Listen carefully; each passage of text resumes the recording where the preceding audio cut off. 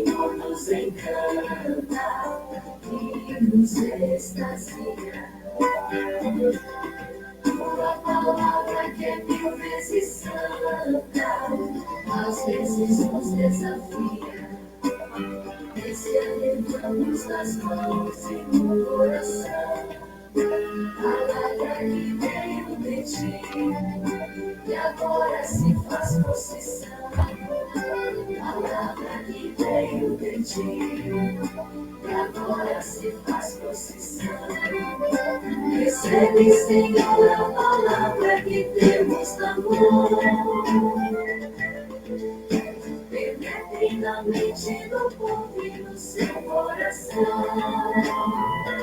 e se torna inteiro, sustento do coração. O teu povo tem fome, fome de paz e de pão.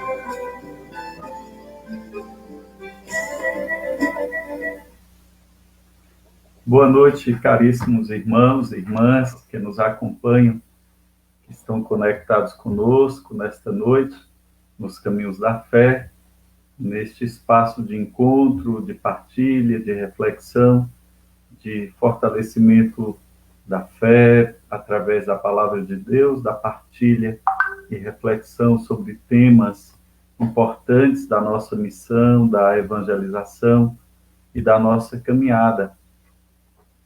Temos percorrido este caminho neste tempo da pandemia para adentrar, neste espaço das redes sociais a fim de comunicar a boa nova do Evangelho, trazendo, portanto, temas, informações que iluminam o nosso caminhar, a nossa vida cristã. E hoje vamos tratar de um tema muito importante, significativo na vida da igreja, como nas segundas-feiras anteriores, falando do ministério, da missão, da vocação, do diácono permanente na igreja.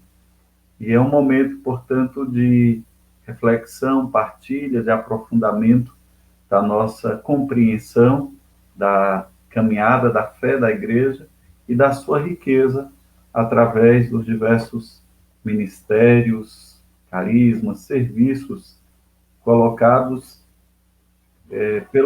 por Deus, pelo seu Espírito, na vida da igreja. Hoje, portanto, temos a alegria de receber conosco o diácono Júlio Bendinelli, o professor e doutor diácono Júlio Bendinelli, ele que tem aprofundado na sua pesquisa no campo da teologia sobre o ministério da palavra, a diaconia da palavra na vida e missão do diácono. E hoje, portanto, o diácono Júlio, que é o vice-presidente da Comissão Nacional dos Diáconos do Brasil, vai nos ajudar, portanto, a compreender a dinâmica deste ministério e aquilo que ele pode contribuir, colaborar com a missão de toda a igreja. É muito importante recordar que o diácono Júlio Bendinelli atua na Arquidiocese de Vitória, no Espírito Santo, e lá desenvolve também o seu trabalho pastoral, numa diaconia, numa capelania. Depois ele vai nos explicar melhor como é a dinâmica deste trabalho, além de ser professor no Instituto de Teologia da Arquidiocese de Vitória e escritor. Portanto, fruto do seu trabalho, da sua pesquisa, foram publicados 2 livros de sua autoria, que é fruto da sua pesquisa.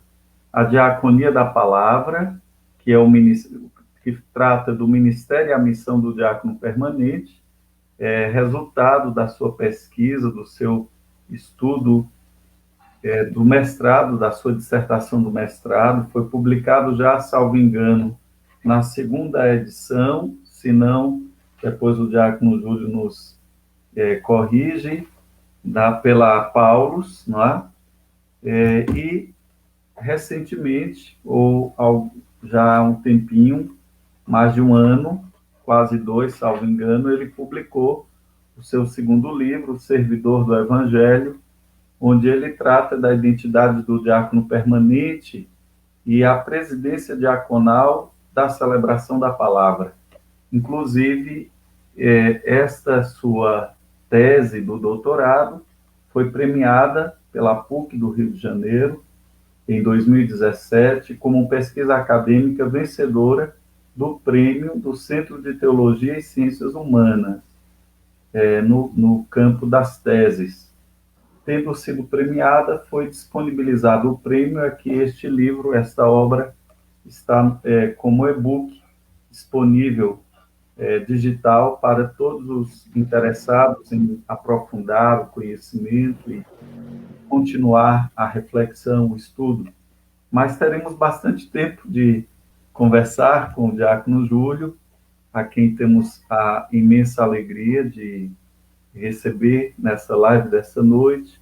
Queremos também saudar a todos os irmãos, amigos que estão conectados conosco, e quero lembrar também que vocês podem compartilhar essa live na sua própria página, a fim de que mais pessoas possam participar e acompanhar o diálogo de hoje. É importante também recordar que os temas aqui tratados, todos eles correspondem a esta compreensão da fé, do olhar da igreja, da missão, e, portanto, a sua participação é muito importante. Aqui, as mensagens que recebo e que consigo ir partilhando são daqueles que estão cadastrados ou que estão me seguindo na página do Facebook, mas nós criamos também um canal no YouTube chamado Nos Caminhos da Fé, onde vocês também vão ter disponível esta live. A gente está colocando as lives que aqui estão sendo realizadas também no YouTube, e quer ser um canal de evangelização permanente, mesmo após esse período de pandemia. Então, vamos saudar aqui os nossos irmãos, o diácono Valdeli, sempre aqui presente conosco, ele é da Arquidiocese de Londrina. Um abraço aos amigos, amigas Cidália, Girlande, que está conosco, Simvaldo Nascimento, que também nos acompanha, Lia Guerra, Denise, aqui da Paróquia de Aparecida. Nosso abraço ao diácono Pascoal, que é membro da Comissão Nacional dos Diáconos, responsável pelo setor, pela Comissão de Comunicação da CND, e sempre presença alegre, animadora na caminhada. A nossa saudação ao diácono Paulo Rolim, da Diocese de Salgueiro, no Pernambuco. Também a nossa saudação ao diácono José Givanildo, que também nos acompanha nessas lives últimas e sempre presente, acompanhando os diálogos. Um abraço para o nosso caro irmão Roberto Jalves, aqui, da Arquidiocese de Vitória da Conquista. O diácono José Givanildo comenta que tem este segundo livro, e que é muito bom. Enfim, a nossa saudação ao Marcos Cardoso, que nos acompanha de Juazeiro, o nosso irmão Alberto, de Macarani, aqui da Arquidiocese de Vitória da Conquista, Neide Borges, Gessi Almeida, Vanúzia, nossos amigos aqui do curso de Teologia. Também acompanha a nossa live o secretário da Comissão Nacional dos Diáconos, o diácono Cori Cavalcante, que nos acompanha da Diocese do Crato, no Ceará, e está aqui nos acompanhando nesta noite também, com grande alegria. Ele manifesta aqui o seu abraço a nós, diáconos. O padre Irineu, que é o responsável pela dimensão missionária aqui da nossa arquidiocese, também presente, desejando um abraço missionário a nós, queridos diáconos, diz o nosso querido padre Irineu, um grande animador, incentivador também deste ministério em nossa arquidiocese. Catarina diz ao diácono Júlio, seja muito bem-vindo, e abraços fraternos. temos a alegria de outros irmãos, Alberto, o diácono Humberto Carlos Diniz. Depois seria bom que vocês fossem dizendo de qual diocese, para a gente poder ir também partilhando de onde temos audiência, participação dos irmãos diáconos. O diácono Eduardo também nos saúda, o diácono Hermes Bonfim, aqui da nossa arquidiocese, o caro irmão Alberto, lá de Macarani, desejando boa noite, Ermita, aqui da Pastoral Carcerária, sempre presente, nos acompanhando. Então, acolhendo a todos com alegria, convido-os também a se inscreverem no nosso canal do YouTube, lá, onde vocês poderão, dessa forma, acompanhar as lives, os temas que vão ficando gravados e que continuam na nossa reflexão.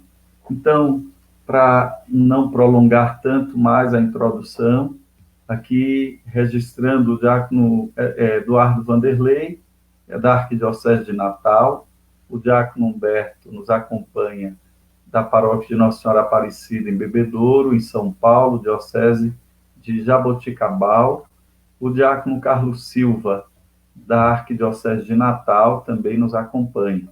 Depois, vamos compartilhando mais mensagens, comentários. Vocês poderão também fazer perguntas, comentários acerca do tema, com a participação muito especial hoje do nosso caríssimo irmão, diácono Júlio César Bendinelli.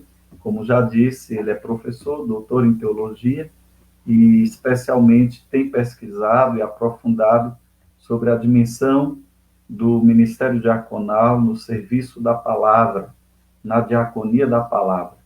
Chegando aí para a nossa live também o diácono Alberto Magno, do Centro Internacional do Diaconado, esteve conosco aqui segunda-feira passada. Sônia Leite, da Pastoral da Saúde, que é mãe de um diácono transitório, diácono Wanderson, que breve será ordenado presbítero aqui na nossa arquidiocese. Então, sejam muito bem-vindos, com alegria, caríssimo irmão diácono Júlio, nós o acolhemos e desde já agradecemos também a sua disponibilidade em estar conosco nesta noite e nos ajudar, nos enriquecer com a sua reflexão e abordagem e partilha acerca da identidade, vocação, missão do diácono permanente no serviço, na diaconia da palavra. Então, fique à vontade, seja muito bem-vindo, é uma grande alegria e honra recebê-lo para participar conosco aqui nos Caminhos da Fé. Meu irmão querido, diácono Luciano, obrigado pela acolhida. E devo já dizer que eu me sinto em casa, ouvindo aí as saudações, não é? Eu estou acolhido e abraçado por tantos e tantos amigos queridos desse Brasil inteiro.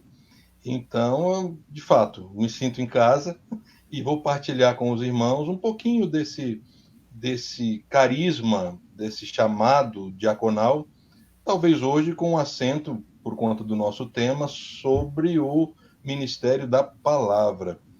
Sobre as publicações que você disse, talvez até para auxiliar os irmãos que queiram ter acesso e depois, talvez, aprofundar algum tema que nós eventualmente tocarmos aqui, porque falaremos algumas coisas e que podem e merecem, se causarem curiosidade, evidentemente, serem aprofundadas, não é? Com fontes, com dados e tal. Então, por isso, eu informo que esse livro, Diaconia da Palavra, que inicialmente foi lançado em 2010, se eu não me engano, como você disse, fruto da minha dissertação de mestrado. Eu fiz mestrado na área de teologia pastoral e também essa dissertação foi premiada e virou um livro. E esse livro, depois de algumas edições, a Paulus resolveu lançá-lo também de forma internacional. Então eu fui a Portugal há alguns anos e foi lançado no ano passado, ou retrasado, na Paulus de Lisboa. Então ele está disponibilizado na Paulus em Portugal e é um livro que está também no Patriarcado de Lisboa, na Biblioteca do Patriarcado de Lisboa. Este nosso livro brasileiro se encontra lá, não é? Como possibilidade de de informação para aqueles que lá estiverem. Também Portugal tem experimentado um florescimento desse ministério o diaconal. Bem, e o segundo livro que você apresentou, né, O Servidor do Evangelho, na verdade ele é fruto de parte da minha tese de doutorado no Rio de Janeiro, um extrato, vamos chamar assim, da tese, mas talvez aqueles que queiram ter acesso à tese inteira, completa, eles podem fazer isso porque é gratuito. Como essa tese também foi premiada, ela virou um e-book e foi disponibilizada pela PUC do Rio de Janeiro. Mas a tese tem um nome um pouquinho diferente. Ela se chama Servidor da Mesa da Palavra de Deus. Então, se lá no Google a gente entrar com Servidor da Mesa da Palavra de Deus, PUC Rio de Janeiro, então nós vamos ser remetidos para este e-book, que pode ser baixado em PDF. As pessoas podem acessar não só o que está nesse livro aí, mas a tese completa de doutorado, que vai muito além, fala muito mais de evangelização do que está nesse extrato, que é esse livrinho, que é um resumo, e que é gratuito. Então a pessoa pode baixar esse e-book em formato PDF, e aqueles que, como eu, preferem ainda folhear um livro em papel, não é, podem imprimir, baixam em PDF, podem pedir para imprimir e depois podem ir consultando o livro impresso. Sobre o meu serviço pastoral, eu presto serviço, eu faço parte do clero aqui da Arquidiocese de Vitória, sou professor do Interdiocesano, não é, que é o Centro Interdiocesano Católico de Estudos aqui do Espírito Santo. Na verdade, todo o Espírito Santo, nós somos algumas dioceses, diocese de São Mateus, diocese de Colatina, diocese de Cachoeiro de Itapemirim e arquidiocese de Vitória. Então, todas essas dioceses têm os seus vocacionados, né, os seminaristas, e quando os seminaristas estão se preparando em filosofia, em teologia, em filosofia junto à Faculdade Salesiana e em teologia nesse nosso centro. Então, é um centro interdiocesano no qual nós preparamos teologicamente os nossos seminaristas para o exercício do seu eventual ministério diaconal e presbiteral logo adiante. Então, é um centro interdiocesano. E, pastoralmente ainda, eu atuo junto aos militares do Espírito Santo. Não é? Desde 2011, eu fui provisionado pela Arquidiocese Militar do Brasil e pela Arquidiocese de Vitória para atuar pastoralmente junto aos militares destas 4 dioceses. Então, estou responsável pela capelania Nossa Senhora da Vitória, que é uma capelania que cobre o estado do Espírito Santo e, portanto, atende a todos os policiais militares do nosso estado.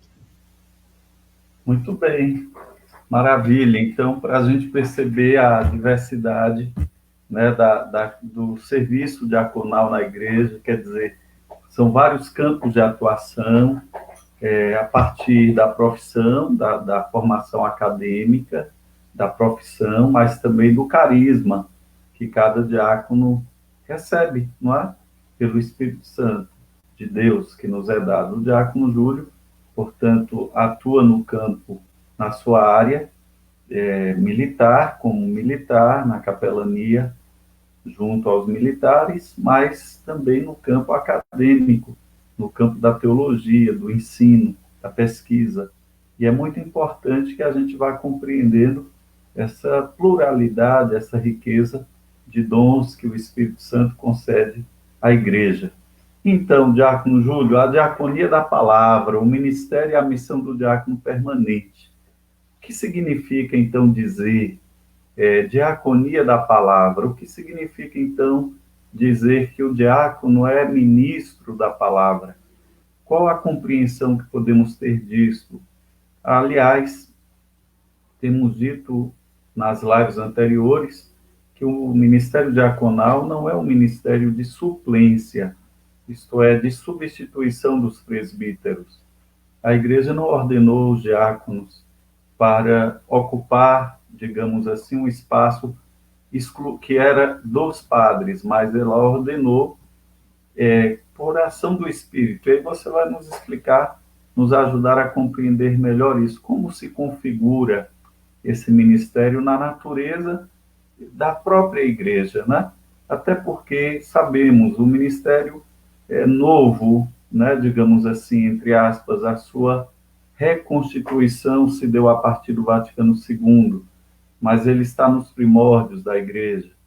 E durante mais de um milênio as pessoas se acostumaram a ver somente a figura do padre no serviço ministerial, né, e do bispo, menos do bispo, que nem todos têm acesso, digamos assim, considerando os nossos interiores, as pequenas comunidades. Mas como compreender, então, a natureza deste ministério a partir dessa perspectiva da pregação do anúncio da palavra? Bom, em primeiro lugar, uma observação, e você observou muito bem, os diáconos, eles não existem na igreja, ou não deveriam existir, para a suplência, não só dos presbíteros, também dos leigos. Os Uhum. diáconos não são pensados na igreja, e a vocação diaconal não são pensados seja para substituir os presbíteros, seja para substituir os leigos. Não é? Os serviços leigos e o ministério presbiteral têm função importante, própria, insubstituível na igreja. Porém, e aí também pertinentíssima a sua observação, durante muito tempo nós convivemos na Igreja Latina com a ausência do ministério diaconal. Não é? O ministério diaconal vai desaparecendo na sua forma própria. E, e não só o ministério diaconal na sua forma própria, né? Há uma ausência, um vácuo de teologia ministerial a partir do século V, tanto em relação aos diáconos, que somos nós, quanto em relação, de fato, aos bispos também. Não é? Durante muitos séculos, o clero foi identificado com os presbíteros, os padres. Quem é parte do clero? O padre. E nessa definição reducionista de clero identificado com presbíteros, não cabia nem o bispo nem o diácono. Os dois ficavam fora. Quer dizer, o bispo era conhecido, era um padre, na prática, no entendimento comum, que recebia uma jurisdição maior, mas nada que teológica ou sacramentalmente o diferenciasse dos presbíteros. Então, uma classificação reducionista do ministério da ordem fez com que a ordem se identificasse por muitos séculos com o que são os presbíteros. E aí tudo que se falava dizia respeito aos presbíteros. Portanto, não cabia nisso nem diáconos e, a rigor, também não também os bispos. Não é? Ficávamos com uma igreja presbiteral. Ordem era sinônimo de clero presbiteral. Um resquício que a gente, infelizmente, ainda possui nos dias de hoje. Se você, por exemplo, parar para pensar, quantos ainda chamam reunião do clero a reunião de presbíteros? Para ser uma reunião do clero, ela deve ser uma reunião de bispos, presbíteros e diáconos. Não Aham. sendo assim, ela sempre será reunião de parte do clero. E não é que não possam acontecer. Podem acontecer reuniões presbiterais, do bispo só com seus presbíteros, podem acontecer reuniões diaconais do bispo só com seus diáconos, porém, chamar a uma ou a outra de reunião do clero soa inexato, porque clero na igreja são bispos, presbíteros e diáconos. Bem, dito isto e feita esta primeira observação, eu gostaria de chamar a nossa conversa, não é, mais um personagem ilustre, se ele me permite assim me dirigir a ele, que é o próprio Papa Francisco. O Papa Francisco ele tem um papel importante, não só para a igreja, mas para o mundo. E seria talvez supérfluo enumerar as qualidades e a riqueza do ministério do Santo Padre para nós nessa quadra em que nós atravessamos. Mas por que eu estou chamando e fazendo evocação a figura do Papa Francisco? Porque há pouco tempo nós tivemos aqui a edição deste livro, O Diaconato no Pensamento do Papa Francisco, que é do amigo querido Enzo, com quem eu falei ontem, não é o autor desse livro, Enzo Petrolino, um diácono italiano, que preside o que seria na Itália a CND, né, a CND italiana. E ontem mesmo nós estávamos conversando, um artigo que ele escreveu, saiu no Observatório Romano, um artigo que eu escrevi e saiu numa revista do Centro Internacional de Diaconia. Enfim, falávamos sobre essas coisas, quando eu me lembrei que esse livro que ele escreveu, ele tem um prefácio escrito pelo próprio Papa Francisco. O Papa Francisco faz um prefácio a esse escrito do diácono Enzo Petrolino, e neste prefácio, então não é o diácono que está falando o que o Papa disse, o Papa Francisco, neste prefácio, diz exatamente o seguinte, a página 14: o serviço do ministério diaconal encontra no evangelizar a sua identidade. O Papa Francisco, por próprias palavras, coloca na evangelização a identidade do diaconato. Se fala qual é a identidade do diácono, o Papa diz evangelizar. Uhum. É a evangelização que está na base para o Papa da identidade do ministério diaconal. E por que eu falo do ministério diaconal? Quando eu falo em ministério diaconal, eu me refiro ao diácono permanente por um motivo muito simples. Na igreja atual, nós só temos diáconos permanentes. Ué, mas como assim? Acabei de fazer menção, você poderia dizer, não é? A mamãe de um diácono transitório. Pois bem, ele é transitório? Ele deixará de ser diácono quando for ordenado presbítero? O presbítero deixará de ser diácono e presbítero quando for ordenado bispo? Os dons de Deus são irrevogáveis. Paulo VI fez questão de João 23, se identificavam também como nunca deixei de ser diáconos, os papas diziam. E também uma imagem bonita do Papa Francisco com a estola diaconal na Quinta-feira Santa, lavando os pés. Não deixam de ser diáconos. Portanto, não há outra configuração na nossa igreja que não seja de diácono permanente, porque não se deixa de ser diácono. Agora, uma novidade é exercitar este ministério no grau diaconal de forma estável e permanente. Isto sim. Isto vem com o Concílio Vaticano II. É bem verdade que já no Concílio de Trento havia esta possibilidade, nos cânones do Concílio de Trento. Mas a eclesiologia prevista em Trento, ou registrada em Trento, não permitia o florescimento desse ministério. O diácono só pode florescer numa igreja que se considere toda ela ministerial. Uma igreja do serviço. Uma igreja em que o poder é considerado serviço. Numa igreja que não se pensa assim, não há lugar para o diácono. Numa igreja puramente hierárquica, em que o poder é visto como poder, e não como poder do serviço, o diácono não cabe. Então, embora houvesse a previsão nas letras do Concílio de Trento, a eclesiologia de Trento, infelizmente, não permitia o florescimento de um diaconato na sua forma estável e permanente. Foi justamente a eclesiologia do Vaticano II, para não dizer mais, não é? Sobretudo a visão de igreja como povo de Deus, como ela toda ela ministerial, toda ela diaconal, na Lumen Gentium e nas outras partes, nas outras, enfim, os outros documentos conciliares, que permitiram o florescer do ministério diaconal. E o ministério diaconal floresce, embora não como um ministério pronto, mas como uma possibilidade. Como nós estávamos dizendo, por muitos séculos não se refletiu sobre a teologia diaconal ou episcopal. As reflexões, as teologias, tudo que se escrevia e se dizia sobre o sacramento da ordem dizia respeito aos presbíteros. E chegamos ao Vaticano II também com esta deficiência teológica, digamos assim. E não é uma crítica que eu estou fazendo, é uma constatação. Os próprios documentos da igreja dizem isso. Olha, nós precisamos refletir, partilhar, estudar sobre o ministério diaconal para que nós possamos entender melhor as suas possibilidades, a sua identidade, a sua essência e assim por diante. Então, não é uma constatação histórica, não é? Uma constatação histórica. Então, bem, este serviço restaurado como possibilidade vai se ajustando, não é? Nessas décadas, nessas mais de 5 décadas que se seguiram ao concílio. Se nós formos voltar à letra conciliar, nós vamos encontrar algumas funções indicadas para os diáconos já na letra conciliar.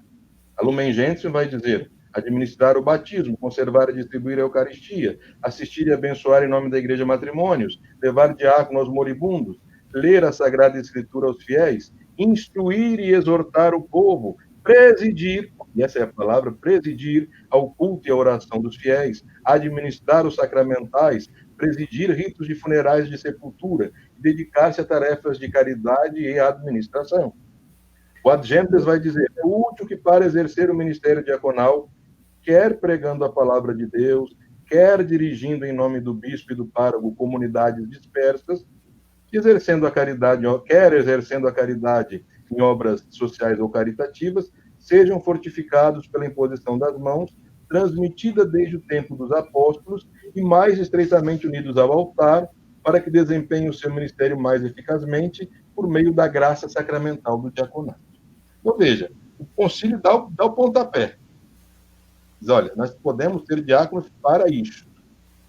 E aí, depois, então, os documentos que se seguiram, Sacrum Diaconatus Ordinem, do Papa Paulo VI, Ministério Quaeda, Mat Pascendum, e outros documentos, vão identificando, clareando como isso vai se dando no campo também teológico.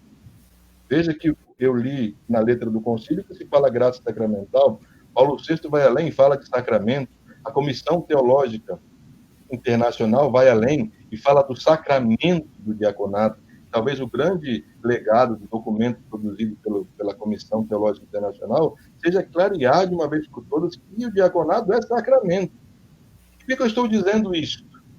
Porque muitas das nossas carências ou dos nossos problemas teológicos nascem por uma compreensão mais tênue do próprio sacramento da ordem. Eu costumo brincar com os meus alunos do sacramento da ordem, quando nós iniciamos o curso, e nós ainda convivemos na igreja com duas realidades. Uma realidade na qual nós temos 6 sacramentos. Ou seja, a ordem não é sacramento.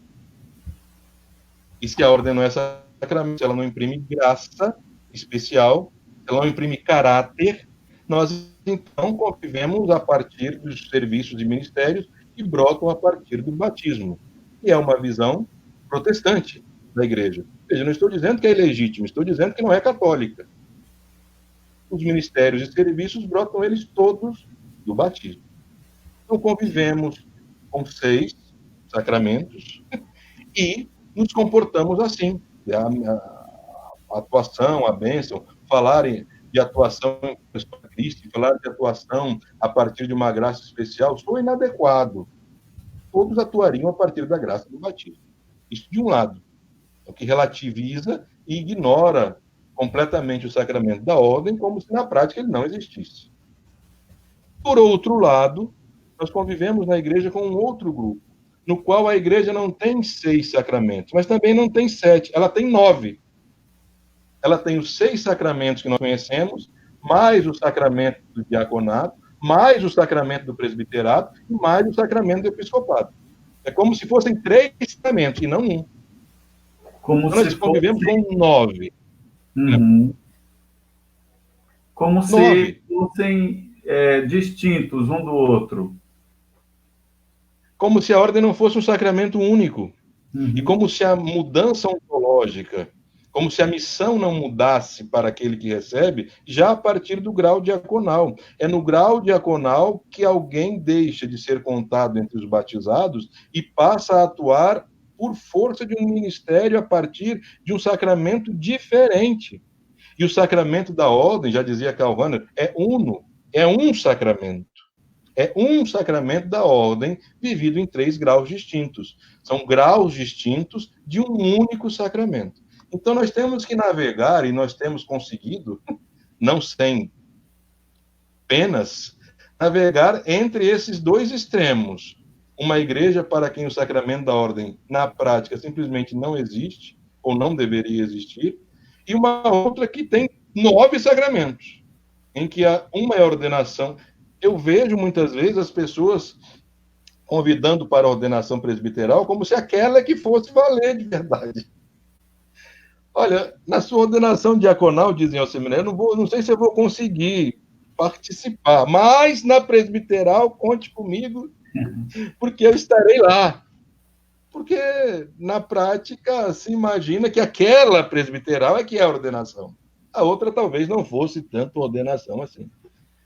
Mas veja, e aí falando dessa realidade entre 6 e 9 sacramentos, nós voltamos a uma realidade. Eu estou também simplificando muito, eu não estou aqui também, nas minhas palavras, então, não está aí uma defesa de se que os sacramentos são 7, mas é apenas uma imagem, uma figura, para que nós percebamos quais são os extremos entre os quais nós estamos nos movendo. De uma igreja em que a ordem não é sacramento, na prática, e de uma igreja que tem 9 sacramentos na sua prática, e no seu entendimento. Como se o diácono não fosse tão ordenado assim. E veja, eu insisto nesse ponto não porque fosse melhor a ordem do que o batismo, muito pelo contrário. Não é? Já nos ensina Santo Agostinho, a partir desses 2 sacramentos, quando ele mesmo diz, olha, convosco eu sou cristão, e para vós eu sou o bispo. A primeira característica de ser cristão me consola, me anima, e a segunda me assusta. Então, veja, já Agostinho via que a ordem ela é um encargo em benefício do sacerdócio comum. Os ordenados não são mais que os batizados, pelo contrário. Agora, o que eu estou querendo garantir nessa primeira fala, nessa fala inicial, é que há uma distinção, porque são 2 sacramentos. Um é o sacramento do batismo, outro é o sacramento da ordem. Ambos são ordenados um para o outro. E vou além. O sacramento da ordem é aquele que existe para colocar aqueles que o recebem a serviço dos batizados. Se há algum poder conferido na ordem, este poder é o poder do serviço. Porém, é um sacramento diferente, é um sacramento diverso, é um selo diferente, é uma marca diferente. E esta marca existe também nos diáconos. E para todos, presbíteros e bispos, esta marca começa a acontecer quando eles são ordenados diáconos. Que bonito perceber essa importância da distinção ou daquele destaque que você vai trazendo sobre a perspectiva batismal, não é? O sacerdócio comum. Ali se constitui, inclusive, essa perspectiva da diaconia da igreja. Todos os batizados somos inseridos no corpo de Cristo e chamados ao serviço aos irmãos, ao serviço como doação da vida, como entrega de si mesmo. A perspectiva do sacerdócio comum faz com que do batismo emanam, brotam, portanto, todas as outras riquezas e aquilo que é específico, chamado para o serviço. É interessantíssimo isso, compreender que o ministério ordenado se configura naquilo que Pedro dizia, salvo engano, na segunda leitura de ontem, né? Povo eleito, povo sacerdotal, povo escolhido, e que, de fato, o ministério tem sentido a partir deste serviço ao povo que é sacerdotal, um povo que é consagrado, escolhido para Deus. E daí, portanto, a dignidade e o valor dos ministros ordenados para o serviço a este povo. E aí toda a perspectiva da igreja toda ministerial, como você também recordava, né? E aí, diácono, sim, uma observação importante.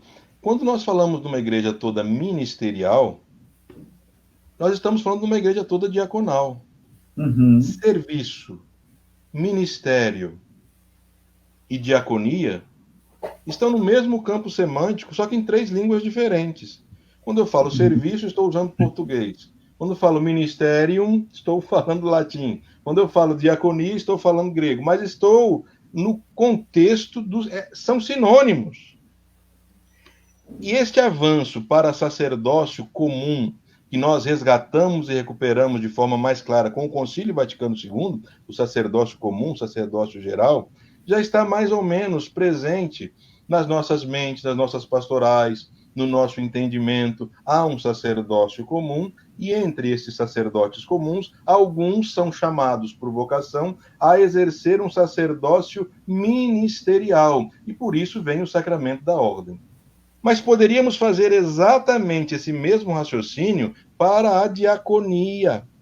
Há uma diaconia comum que respeita a todos os cristãos. Ninguém está dispensado de ser um evangelizador, de ser de colocar-se a serviço dos demais, de uma igreja em saída, de ser um missionário. Todos temos esta missão. Então, como há um sacerdócio comum, há uma diaconia comum. um serviço, como você sublinhava, que respeita a todos. Todos são chamados a servir como Jesus serviu, que não veio para ser servido, mas veio para servir. Dentro desta diaconia comum, no mesmo raciocínio, há uma diaconia ministerial. E aí, então, alguns vocacionados são chamados para receber, pelo ministério da ordem, uma diaconia ministerial, como há um sacerdócio ministerial. Sacerdócio comum com sacerdócio ministerial, uma diaconia comum dos batizados e uma diaconia ordenada, uma diaconia ministerial. Eu digo isto porque talvez aí abramos um outro gancho.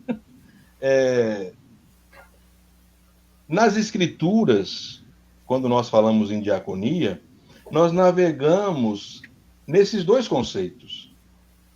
Assim como o sacerdócio. No Novo Testamento, nós não temos a figura nosso sacerdócio hierárquico. Pelo contrário, não é? No período neotestamentário, há uma certa resistência em se usar o termo sacerdote aplicado aos ministros das comunidades. O único que é chamado de sacerdote no Novo Testamento é Jesus Cristo, na Carta aos Hebreus, o sacerdote é o Cristo ressuscitado. Então, os primeiros cristãos tinham uma certa resistência. O primeiro que vai utilizar ou vai deixar que liguem a ele algum ofício sacerdotal será o bispo, e mesmo assim, não sem alguma resistência. Se nós lembrarmos, por exemplo, de Tertuliano, já em 220 mais ou menos, ele vai dizer: o sacerdócio, se é que tal coisa existe, é o do bispo. Veja que se é que tal coisa... Olha como é que os primeiros cristãos tinham uma certa resistência, porque pensavam naquele sacerdócio do Antigo Testamento, que, de certa forma, foi subsumido pelo sacerdócio de Cristo, único e verdadeiro sumo sacerdócio. Né? Mas, bem, além dessa primeira resistência, é claro que logo depois, nos séculos seguintes, a igreja foi se organizando hierarquicamente como nós a conhecemos, e aí surgem as figuras, né, dos sucessores dos apóstolos, que deveriam conservar este ministério apostólico. Por isso que nos documentos oficiais, no catecismo, no Código de Direito Canônico, vai se ligar o sacramento da ordem ao ministério apostólico. E o ministério apostólico, de instituição divina, acredita a igreja, ele é exercido desde os tempos antigos nesses 3 graus: bispos, presbíteros e diáconos. Então, os bispos, no século IV, vão sendo categorizados, né, como sacerdotes de 1º grau, os presbíteros, sacerdotes de 2º grau, e os diáconos, sacerdotes em 3º grau. Por isso, o diaconato é o 3º grau da ordem, não o 1º. Muitos se referem ao diaconato como o 1º. Não é o 1º. O 1º grau, o grau onde está a plenitude da ordem, é o grau presbiteral. Em 2º lugar, o grau episcopal, perdão, né? Em 2º lugar, o grau presbiteral, e em 3º, o grau diaconal. O próprio Papa Paulo VI, quando vai escrever a Sacrum Diaconatus Ordem, diz isso: no 3º grau da ordem, 3º, estão os diáconos, né? Estão os diáconos. Mas veja, para dizer que há uma unidade nesse ministério apostólico, nós estamos referindo a este serviço apostólico desempenhado pelo sacramento da ordem, vivenciado nesses 3 graus. Mas por que eu estou remontando a esta realidade do Novo Testamento? Porque lá no Novo Testamento aparece muitas vezes o termo diaconia, diaconem, o verbo, os substantivos. Só que em grego é mais difícil perceber quando nós estamos falando dessa diaconia geral e quando nós estamos nos referindo à diaconia e aos diáconos nesse grau específico do ministério ordenado, que é o sacramento apostólico. Né? A Vulgata, nos séculos 4 e 5, né, sob Damaso, o Papa Damaso e depois seus sucessores, ela resolve, em parte, este dilema, pois, a partir da compreensão de como as comunidades já estavam constituídas nessa altura da história, no século 4, 5, ela diferencia na sua tradução esses 2 universos.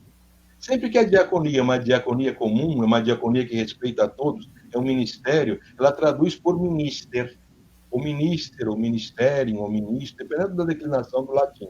Mas minister, Por isso nós vamos ver, por exemplo, Paulo chamando-se de diácono nesse conceito de Cristo, diácono de Deus, de diácono da nova aliança. Isso está lá em 1 Coríntios 3,5, ou em 2 Coríntios 3,6, ou 6,4, ou 11, 2 e 3. Bem, essa diaconia geral. Mas em 2 textos, a Vulgata vai traduzir a mesma palavra, em tese, no idioma grego, de uma forma diferente. Não como ministro, mas como diáconos. Diáconos. Isto ela vai fazer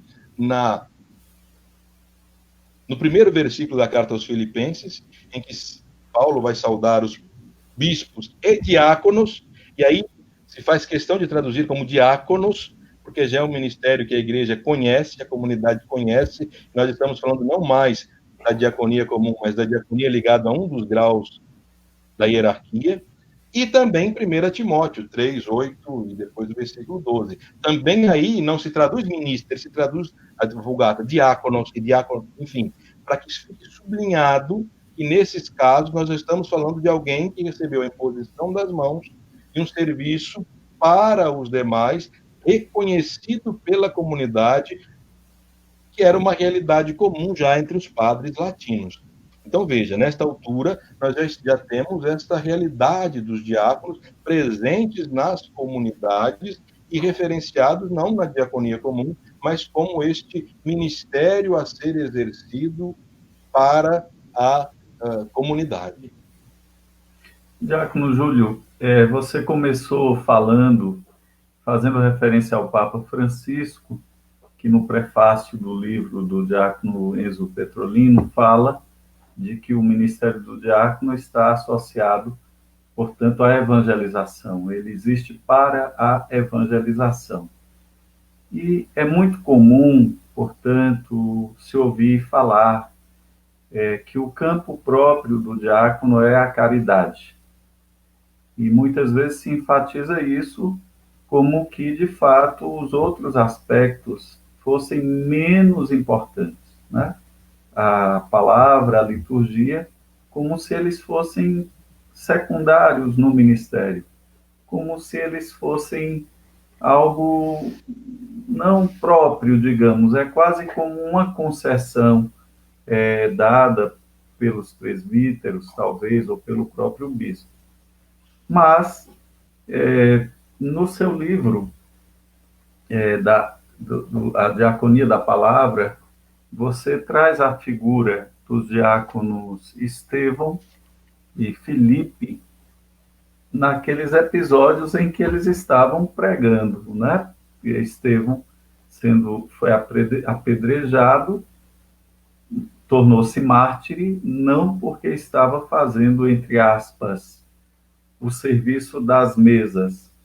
E Filipe é aquele que vai introduzir um eunuco, vai batizá-lo pela pregação, pela catequese, ele anuncia a palavra. Então, há um conflito nesse aspecto, quer dizer, a caridade é só quando o diácono vai levar alimento aos pobres, caridade é só quando o diácono vai para um serviço, digamos, do hospital, quando ele vai para o presídio, visitar os presos, é ali que é a caridade, digamos assim, quando ele está no serviço do anúncio da palavra, da catequese, da escuta, ele também não está exercendo o ministério da caridade?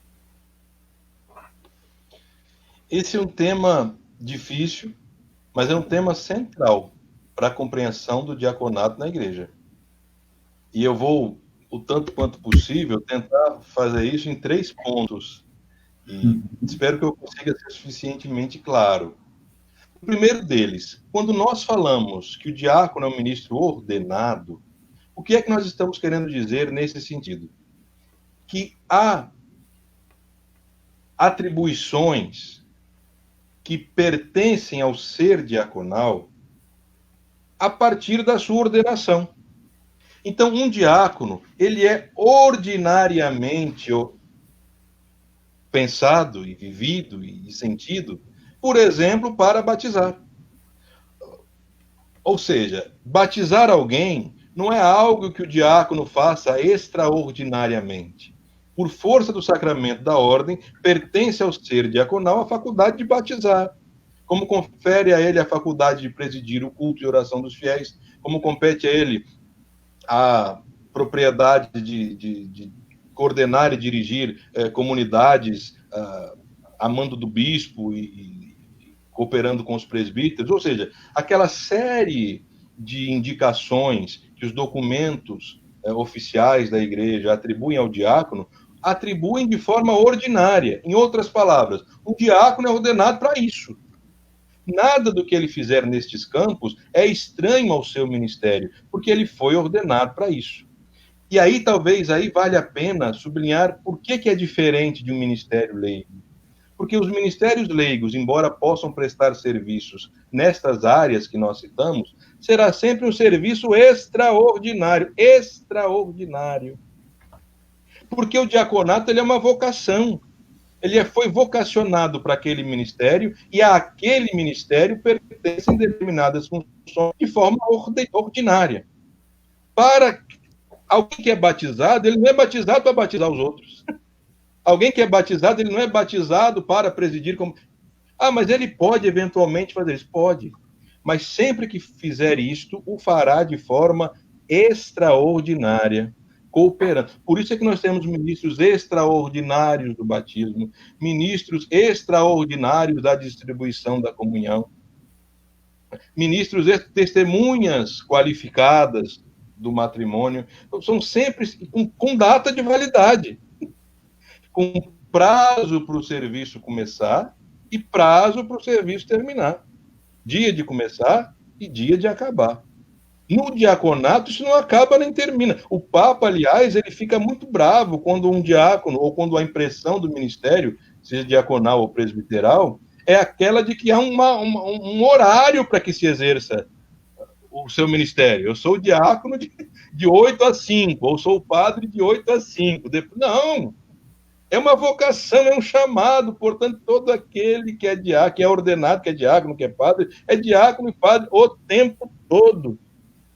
Não tem tempo para começar, não tem tempo para terminar, e é preciso se deixar interromper por Deus, pelas urgências de Deus, pelo tempo de Deus, pelos chamados de Deus. É preciso ser dócil a essas interrupções que vêm do Senhor, para que o ministério seja bem exercido. Então, o primeiro ponto é este. Há funções ligadas ao ser diaconal, porque ele é diácono, ele recebe ordinariamente estas e aquelas funções, sem tempo para começar e sem tempo para terminar, porque é para sempre. Isto lhe vem a partir do sacramento da ordem. Bem, em segundo lugar, esta impressão da caridade como sendo talvez o específico do ministério diaconal, é preciso aí fazer uma consideração, né, ou talvez duas. Esta compreensão, eu disse, estamos lembrando bem, que não havia uma teologia muito refletida sobre o diaconado antes do Vaticano II, e mesmo depois dele, agora que começam a florescer os escritos de 50, quase 60 anos, enfim. Mas não havia uma teologia muito clara. Então, o que havia antes do concílio? Por exemplo, um estudo da década de 1930, de exegetas protestantes, entre os quais Wilhelm Brandt e o Hermann Bayer, que, fazendo um estudo no Novo Testamento, e aí, antes de continuar, um parêntese, lembremos-nos que no meio protestante, a ordem não é um sacramento.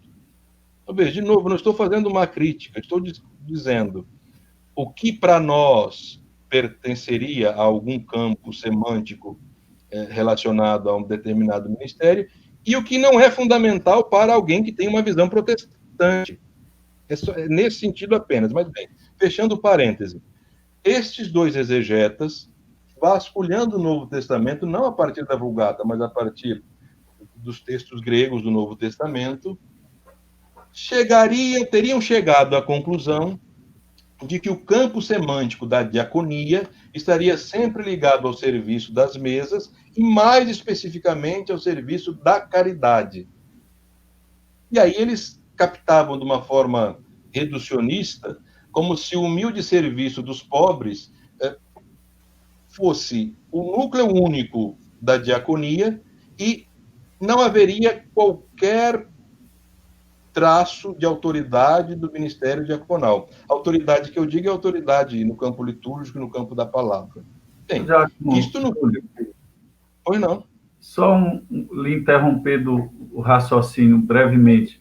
Aí estaria lá em Atos 6, 3, não 6, 3, em Atos 6, quando fala aquela primeira leitura de ontem, que os apóstolos falam que não seria oportuno deixar a pregação para servir às viúvas, e por isso escolheu 7 homens e tal, para assisti-las, né? Para que os apóstolos continuassem se dedicando à oração e à pregação. Aí, digamos, é a fonte de onde vem essa interpretação, uma das, de que somente a caridade, não a pregação e não a palavra. Esse texto de Atos 6, ele, se for interpretado de uma forma assodada, ele pode levar a conclusões estranhas. Como se os apóstolos, por exemplo, jamais tivessem se ocupado da caridade depois desse episódio, porque estariam orando e pregando, e como se os diáconos não fizessem nada além do serviço às mesas que dissesse respeito à pregação e aos sacramentos. É uma interpretação que é desautorizada pelo próprio livro dos Atos dos Apóstolos, não no final, no capítulo seguintes. Mas, enfim, quando eu falava dessa diaconia geral, eu estava me referindo a todo o Novo Testamento. Mas se nós nos ativermos a este episódio de Atos, capítulo 6, o que é que nós vamos encontrar lá no versículo 1? Que as viúvas estavam sendo desassistidas na diaconia de Hathemerine. Diaconia de Hathemerine. Hathemerinos diaconia, ou seja, na diaconia diária. Lá não fala distribuição de alimento, lá não fala serviço social, lá não nada desse sentido que nós emprestamos a esse texto. Fala que elas estavam sendo desassistidas na diaconia diária. O que seria esta diaconia diária? Com o olhar de hoje, a partir daquilo que nós percebemos do que seria o ministério diaconal, nós começamos a dar algumas interpretações, inclusive esta, distribuição de alimentos. Eu conheço traduções da Escritura que traduzem o que está no versículo 1 do Atos, capítulo 6, como estavam sendo desassistidas na distribuição de alimentos. Isso não está no texto. Isso está na tradução. O texto fala que elas estavam sendo desassistidas na diaconia diária. O que seria esta diaconia diária? Pode ser esta distribuição de alimentos? Pode. O problema é que pode ser muito mais do que distribuição de alimentos e podem ser outras coisas que vão além da distribuição de alimentos. Se você pega, por exemplo, um comentário do Taborda. Taborda escreveu um livro chamado A Igreja e Seus Ministros. Quando ele vai falar desse texto do capítulo 6, ele com muita sinceridade diz o seguinte: os diáconos são servidores, lá na página 91. Significaria que se dedicam ao serviço dos pobres e necessitados? Ou seja, diaconia diária seria um serviço aos pobres e necessitados? Interrogação. Ou serviriam à mesa do ágape, ou da comunhão, ou da Eucaristia comunitária? Ou esse serviço à mesa, ou essa diaconia diária, seria a Eucaristia diária que não estava sendo celebrada e precisava ser celebrada nas casas? Ou servem alimento eucarístico, ou seja, levar o alimento eucarístico para aquelas casas, que poderia ser uma das possibilidades de tradução para esta diaconia de Hathemerine, que está lá no versículo 1 do capítulo 6. Mas não só. A partir desse reducionismo, nós começamos a ligar o ministério diaconal não só ao serviço às mesas, mas um serviço às mesas entendido como caridade e mais, uma caridade entendida praticamente como assistência social. Mas a pergunta que se faz é: os ouvintes ou os leitores dos Atos dos Apóstolos, ou as comunidades dos séculos 1, 2, 3, 4 e 5, entenderiam assim esses textos? Seriam assim que elas compreenderiam o que está escrito nestas linhas? Para esses protestantes, sim. E por falta de opção, muitos acabaram se fiando nestes estudos para chegar à conclusão de que o núcleo duro do diaconato seria uma caridade, e não uma caridade no sentido amplo, que engloba inclusive a administração, mas caridade na sua vertente de assistência social, quase beirando ao assistencialismo. Por isso que, quando as diretrizes sobre o diaconado permanente da Igreja do Brasil, no documento 96, vão atualizar estas questões, vai se dizer que a caridade no ministério diaconal deve ser interpretada no seu sentido amplo, e não restrito. O que se quer dizer sentido amplo? Um colega querido que eu tenho, o Diácono Duran, escreveu há algum tempo um livro, pelas edições Loyola, chamado Diaconia da Caridade. E lá ele explica quais são as várias faces que esse ministério da caridade pode assumir na igreja, que vai muito além, engloba, inclui esta assistência prática, isso, sem dúvida, mas vai muito além, na própria vertente da caridade, inclusive como serviços de administração, por exemplo, de guia, enfim.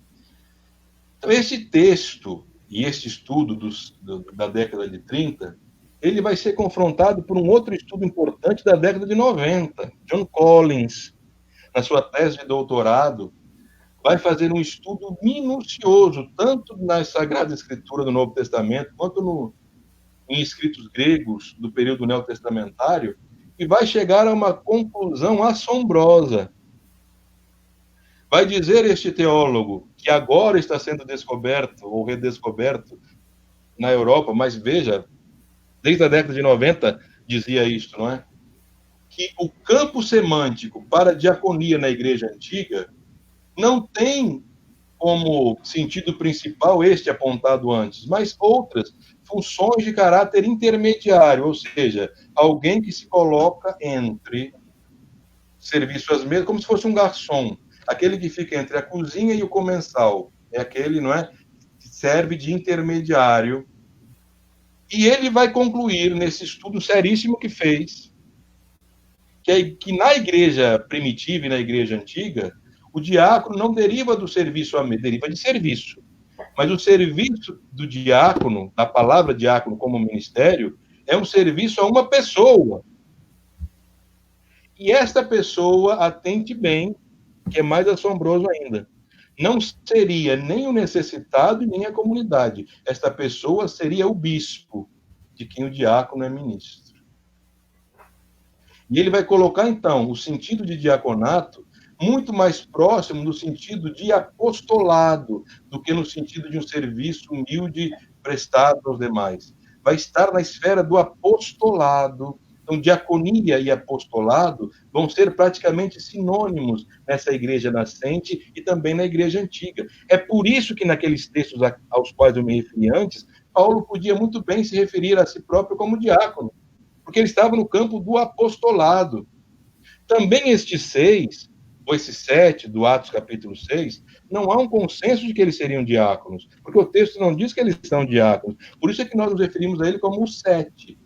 Os 7, porém, é forçoso reconhecer que se eles não são diáconos, o ministério diaconal que surgiu depois parte do ministério destes 7 para se constituir.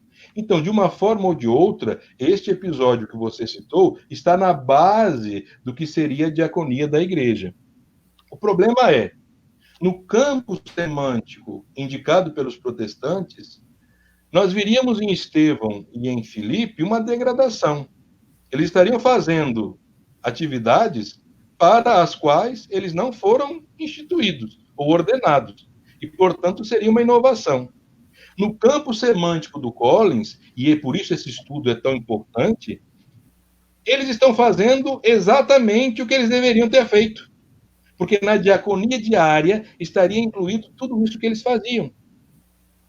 Pregação, início de comunidade, né? Plantatio Ecclesiae, não é? Fundação de comunidade. A grande diaconia da caridade exercida pelo diácono Filipe, podemos chamá-lo assim, era justamente esta. Ele evangelizava, ele realizava milagres em nome de Jesus, fazia exorcismos, promovia libertações, tudo isso considerado pelos seus contemporâneos como parte de atos de excelsa caridade. Porém, no nosso conceito de caridade desse estudo anterior, isso não caberia. Então, seríamos levados a colocá-lo ou classificá-lo como outro ministério, quando aí está a base do ministério diaconal. Tanto que no capítulo 21 do livro dos Atos dos Apóstolos, Paulo vai se referir a Filipe como sendo evangelista.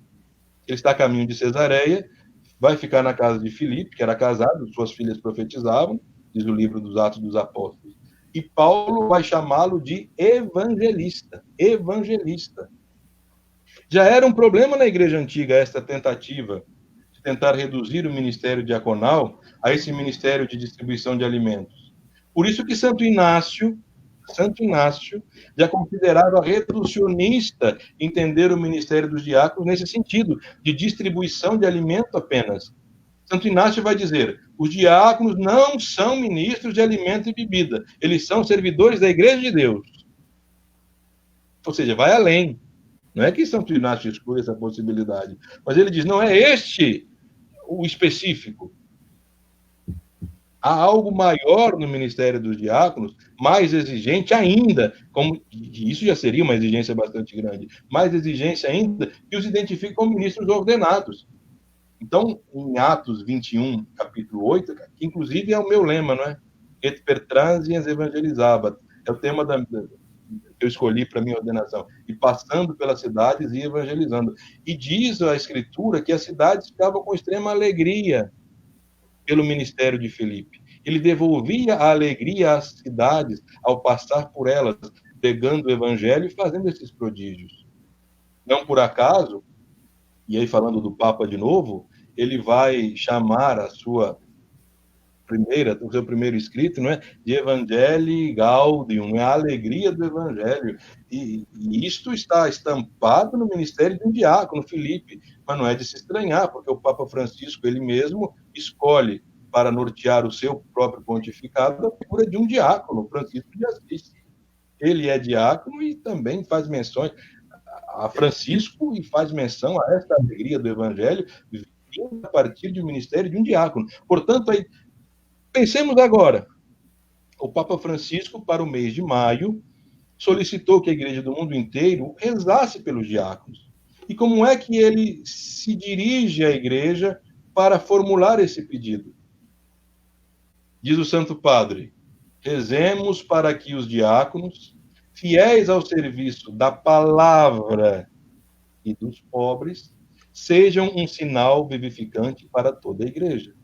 Veja que ele faz questão de colocar fiéis ao ministério da palavra e dos pobres. Porque esse ministério que Filipe exerceu, que os diáconos exercem, é, em primeiro lugar, para os últimos. Porque assim foi a diaconia de Jesus. Se Jesus é o sumo sacerdote, Jesus é o diácono por excelência. O modelo do diaconato não pode ser outro que o diaconato de Cristo, o diácono do Pai, o servidor do Pai. Por isso faz sentido. Mas Jesus, eu não vim para fazer a minha vontade, eu vim fazer para a vontade do Pai. Ele era o enviado, o apóstolo do Pai, o diácono do Pai. Por isso essa ligação que Collins faz é uma ligação que faz muito mais sentido. E é claro que ela teve resistências, mas para citar duas figuras que aceitaram muito bem o estudo de Collins, foi Murphy O'Connor, que é especialista em Novo Testamento, e ele disse: olha, eu vou ter que repensar tudo o que eu já disse sobre o diaconato. E ninguém menos do que o Papa Bento XVI.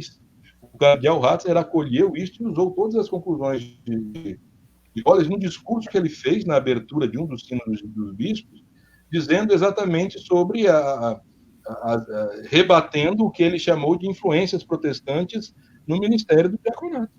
Então, veja, não foram quaisquer figuras que aceitaram. E essa interpretação do Collins entra num léxico alemão muito importante sobre o diaconato, BDAG, não é?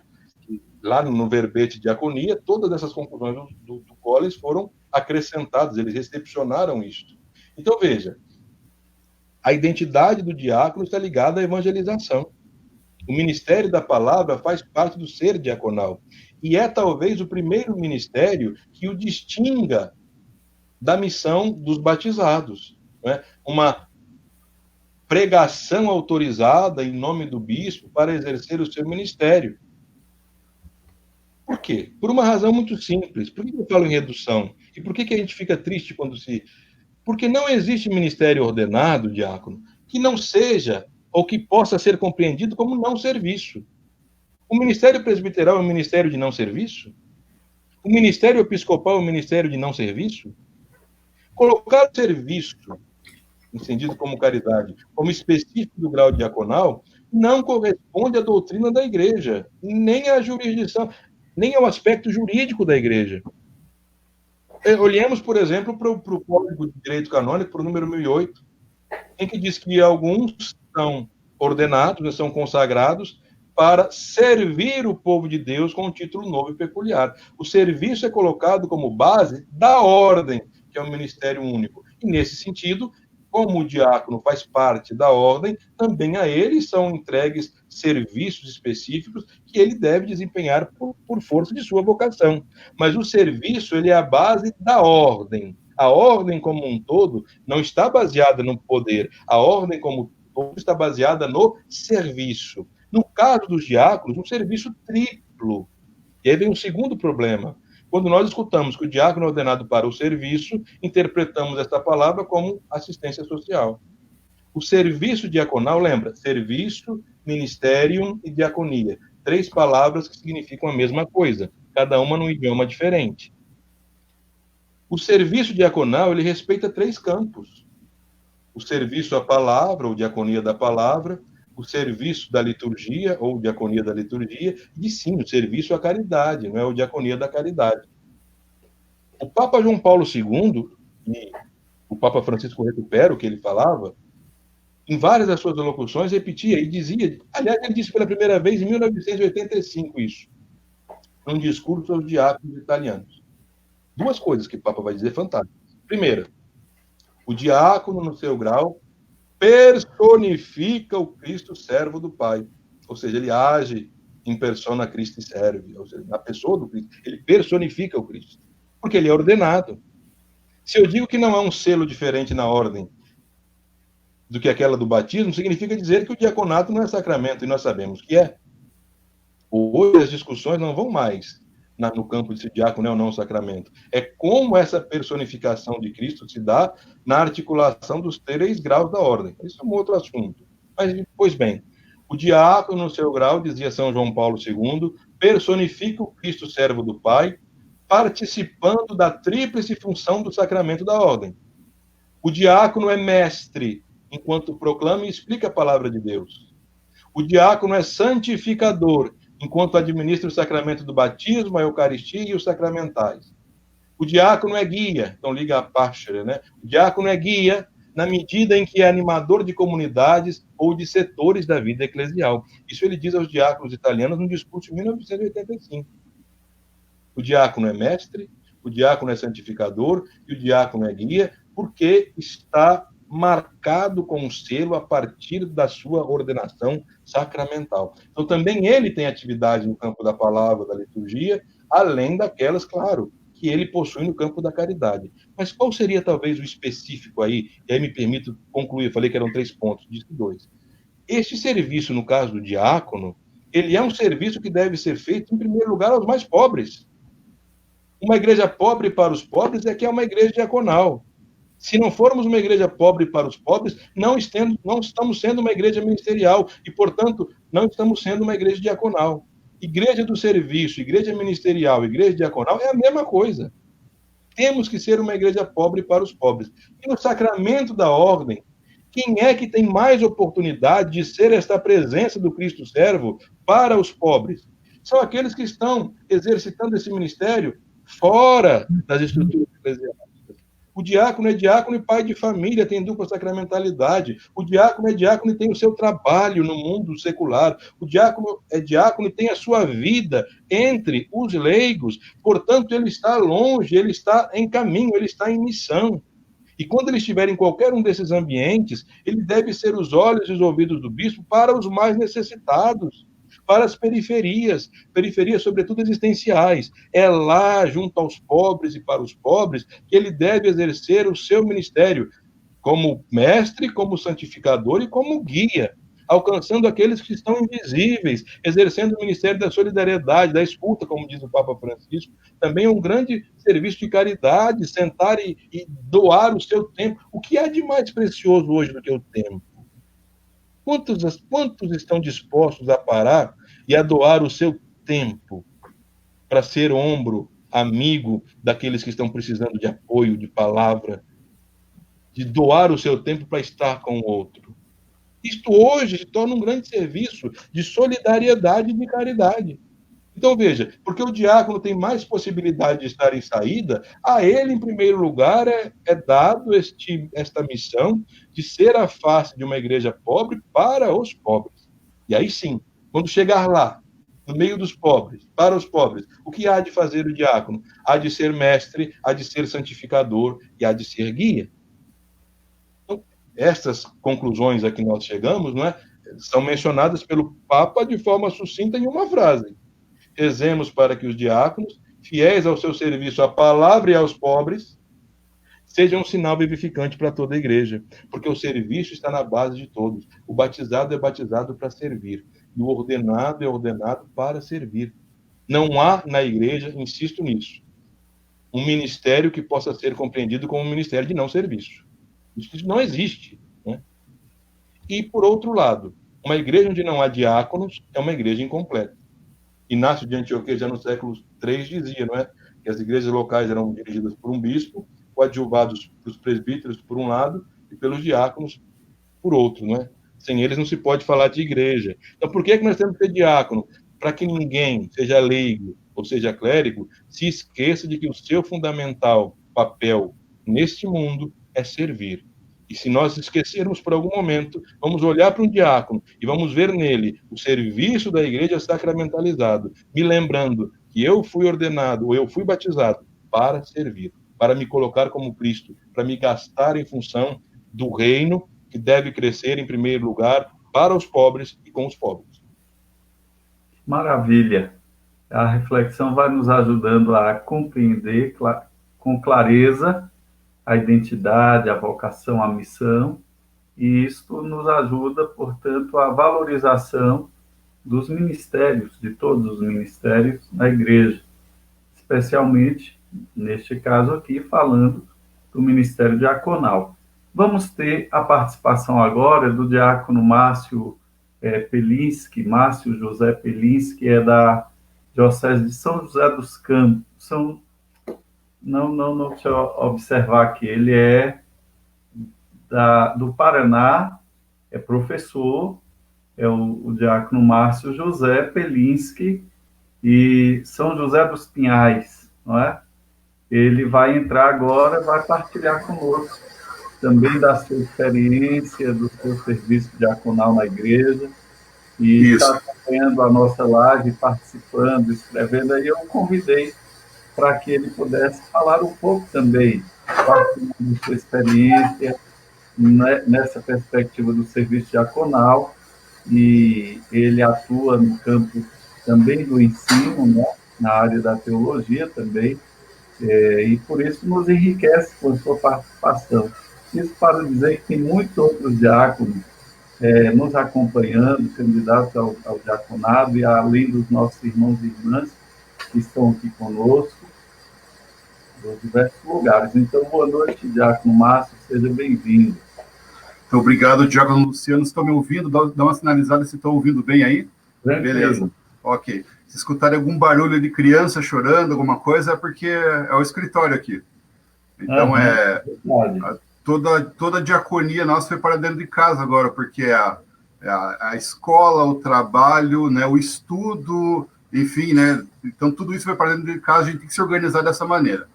Então, agradecer o diácono Luciano, né, me convidou aqui agora, né, nas mensagens. Márcio, quer acessar, quer entrar ali?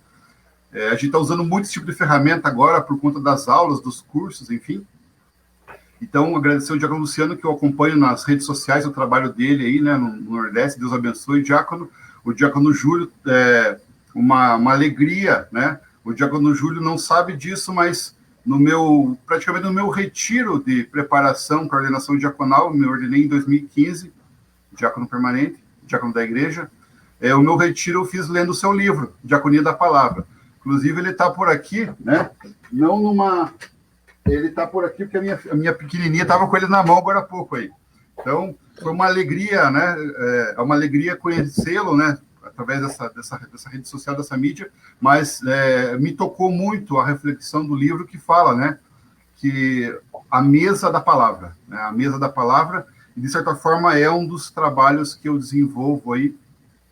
Antes de ser diácono, eu já era teólogo, já tinha formação em teologia, e atualmente fiz a escola diaconal de novo, fiz 2 teologias, né, porque já tinha formação na PUC do Paraná, fiz a teologia de novo, depois fiz pós-graduação, atualmente estou fazendo mestrado em teologia aqui na PUC do Paraná, na área de escritura, pesquisando o cântico do servo sofredor, o primeiro cântico do servo, Isaías 42, 1-9, porque o servo sofredor, né, nesse primeiro cântico, fala sobre o servo como aquele que anuncia, né, aquele que institui o direito.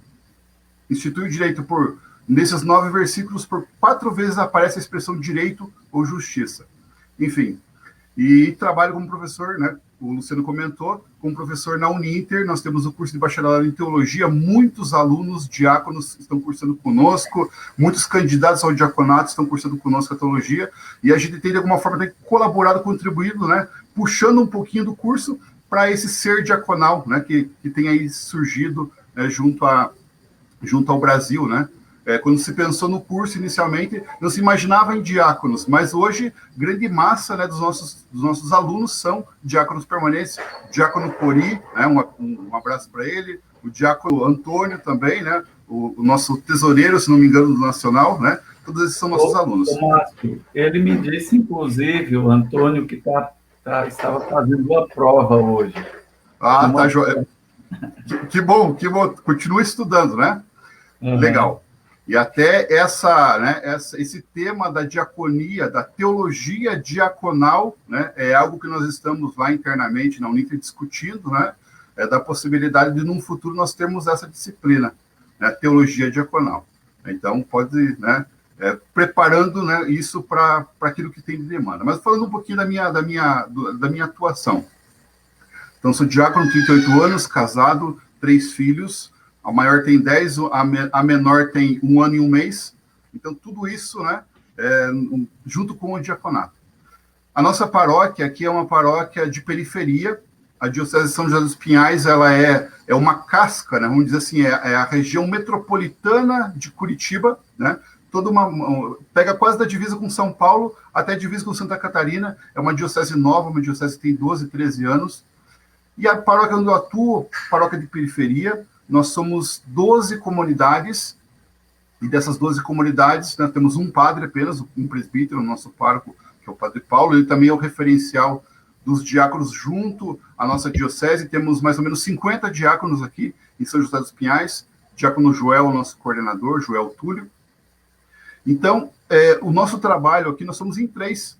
Então, dessas 12 comunidades, nós somos em 3 diáconos, sendo que um dos diáconos, que é o diácono Nilceu, ele é da primeira turma de diáconos da Arquidiocese de Curitiba. Ele completou aí, alguns anos atrás, 20 e poucos anos de diaconato, né? A gente está preparando aí o jubileu de prata dele, 25 anos. A primeira turma de diáconos que se ordenou na nossa região, Arquidiocese de Curitiba, o diácono Nilceu, ele atua. E uma experiência, né, que nós vivemos, né, uma experiência interessante, é a experiência do acompanhamento das comunidades. De certa forma, né, não temos instituída as diaconias, não temos setorização por diaconias, mas cada um de nós faz um acompanhamento junto a algumas comunidades que nós, de certa forma, acompanhamos pastoralmente, economicamente, né, na organização da comunidade, na organização da pastoral, na organização financeira. Enfim, a gente faz esse tipo de trabalho, essa diaconia junto às comunidades. E, de certa forma, né, aquilo que é a palavra de Deus nas celebrações das comunidades. Então, nós celebramos a palavra de Deus junto às comunidades, fazemos acompanhamento, sendo que dessas comunidades, dessas 12, tem a matriz e mais 2 ou 3 que são bastante numerosas, né, que não contam com a missa semanal. Temos comunidades que têm 2 celebrações, uma no sábado e uma no domingo, para atender, né, a demanda de pessoas que participam, dessa paróquia. E aí, junto a isso, né, nesse trabalho nosso diaconal, algumas coisas, né, então o diácono Nilceu, que é o primeiro aí, né, mais de 20 anos de ordenação, ele faz um trabalho social tão grande, caritativo tão grande, que o diácono Nilceu, se você falar o nome da pessoa e o nome da rua, ele sabe onde que é. Então, dando o testemunho do diácono Nilceu. Porque de tanto visitar as pessoas, nesse trabalho caritativo, há mais de 20 anos, ele conhece as pessoas. E aí, nós desenvolvemos esse trabalho, né? Temos uma celebração todo sábado de manhã, 7h30 da manhã, a celebração da liturgia das horas. Nós, já há muito tempo, nós celebramos juntos para ter uma fraternidade diaconal.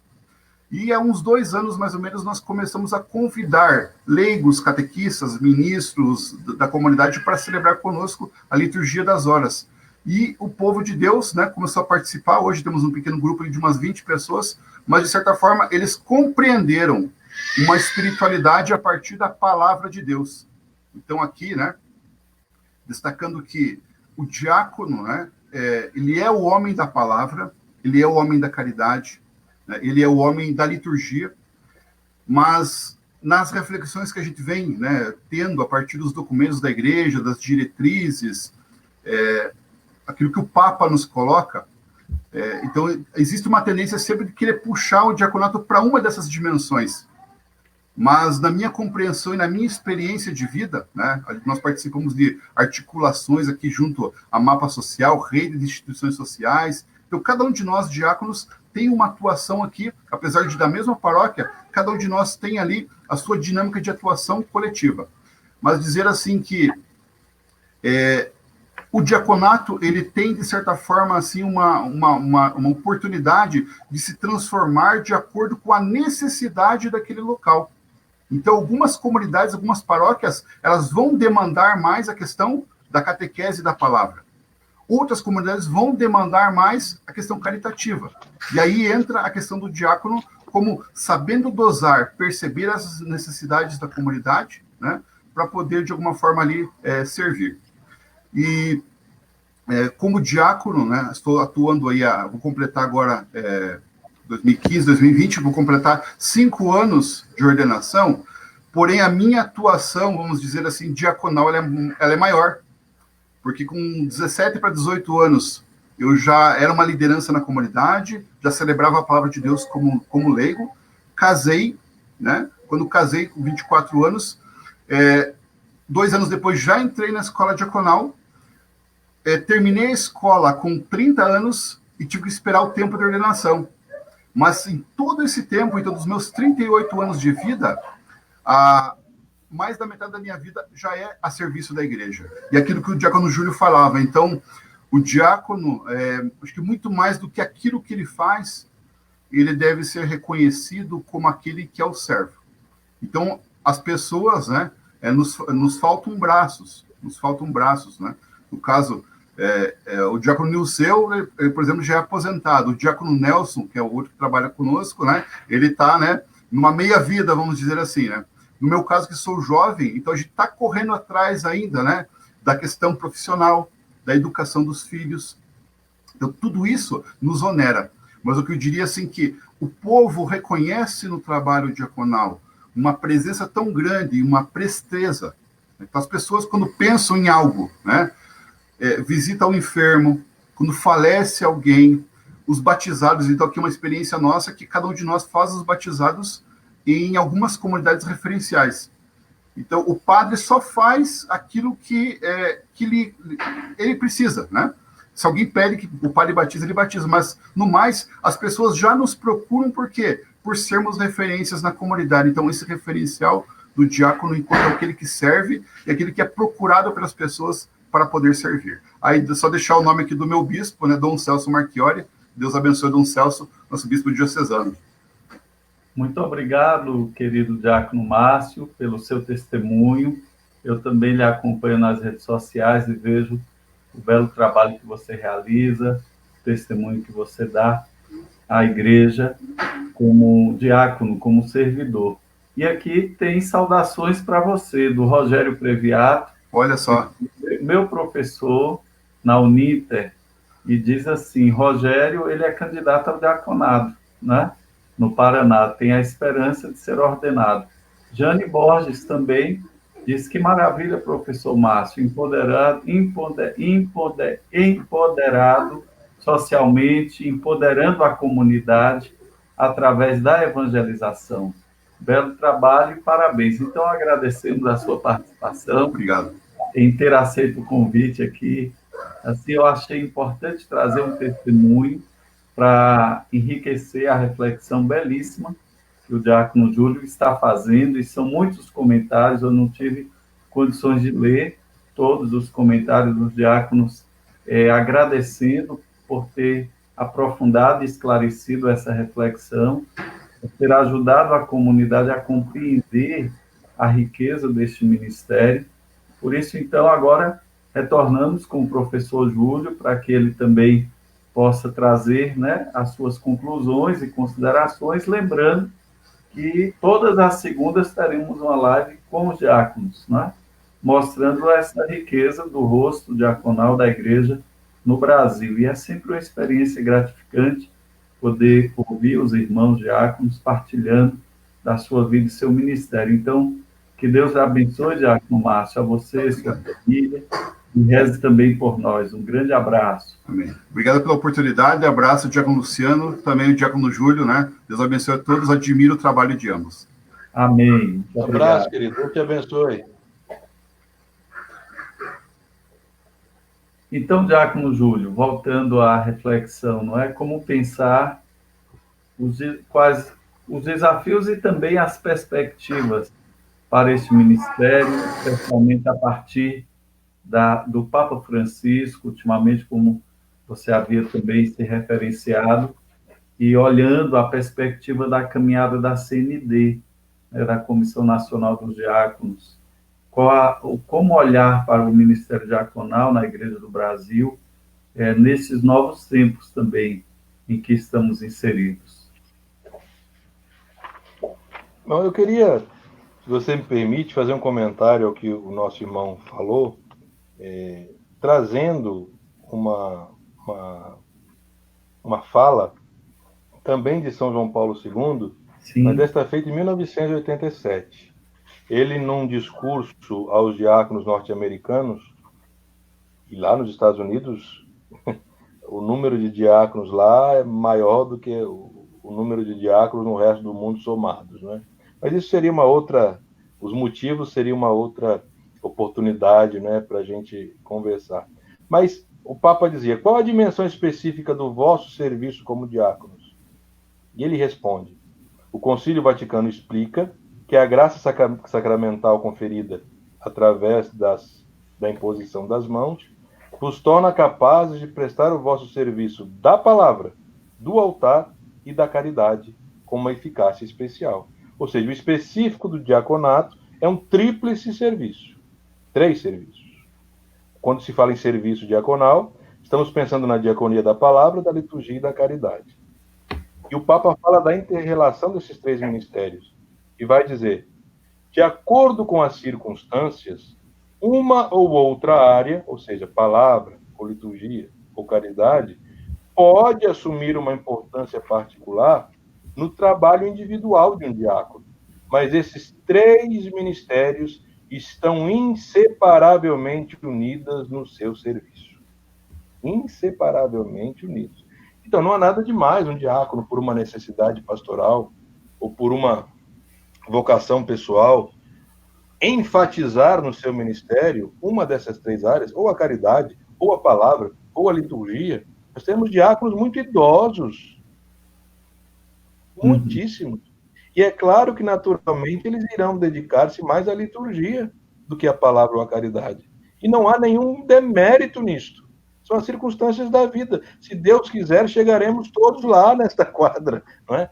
Não há, aliás, também as nossas diretas, o número 96, vai dizer no número 111, procure o diácono exercer equilibradamente seus 3 serviços ministeriais, palavra, liturgia e caridade, conforme os carismas pessoais, as exigências pastorais e as orientações do bispo, ele poderá enfatizar um ou outro desses ministérios sem descuidar dos demais.